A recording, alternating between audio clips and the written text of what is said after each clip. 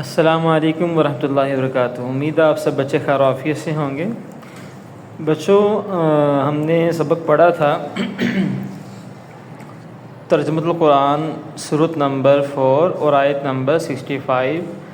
اس میں اللہ تعالیٰ نے اپنی نشانیوں کا ذکر کیا اور اپنی قدرت کاملہ کا ذکر کیا تھا، اور جو آج ہم سبق پڑھنا چاہ رہے ہیں اس کے اندر اللہ تعالیٰ بھی اپنی قدرت کاملہ کا ذکر کرنا چاہ رہا ہے، انسان کی تخلیق کے بارے میں، پھر انسان کی موت کے بارے میں۔ تو آئیے ہم سبق کا آغاز کرتے ہیں۔ اعوذ باللہ من الشیطان الرجیم، بسم اللہ الرحمن الرحیم۔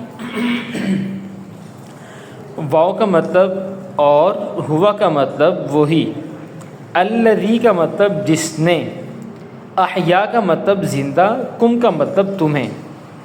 ترجمہ بنے گا وَهُوَ الَّذِي، اور وہی تو ہے جس نے احیاکم تمہیں زندہ کیا۔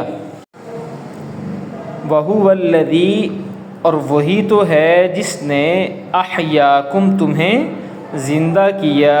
ثم، پھر، عربی زبان میں ثم جہاں بھی آئے گا اس کا ترجمہ پھر ہی آئے گا، پھر۔ تو یمیتو موت، کم تمہیں، ترجمہ بنے گا ثم یمیتکم، پھر وہ تمہیں موت دے گا۔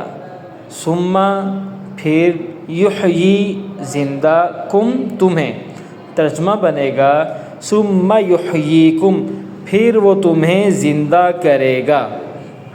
اب شروع سے ترجمہ دوبارہ دہرا لیتے ہیں۔ وَهُوَ الَّذِي، اور وہی تو ہے جس نے احیاکم تمہیں زندہ کیا۔ ثم یمیتکم، پھر وہ تمہیں موت دے گا۔ ثم یحییکم، پھر وہ تمہیں زندہ کرے گا۔ ان الانسان، ان کا مطلب ہے بے شک، الانسان کا مطلب ہے انسان، لکفور ناشکرہ، ترجمہ بنے گا ان الانسان، بے شک انسان، لکفور بڑا ہی ناشکرہ ہے۔ ان الانسان لکفور، بے شک انسان بڑا ہی ناشکرہ ہے۔ تو سورۃ الحج کی آیت نمبر 66 ہم نے پڑھی ہے، دوبارہ اس کو دہرا لیتے ہیں۔ باب محاورہ ترجمہ ہمارا کیا بنے گا؟ وَهُوَ الَّذِي، اور وہی تو ہے جس نے احیاکم تمہیں زندہ کیا۔ ثم یمیتکم، پھر وہ تمہیں موت دے گا۔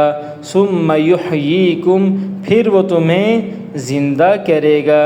ان الانسان، بے شک انسان بڑا ہی ناشکرہ ہے۔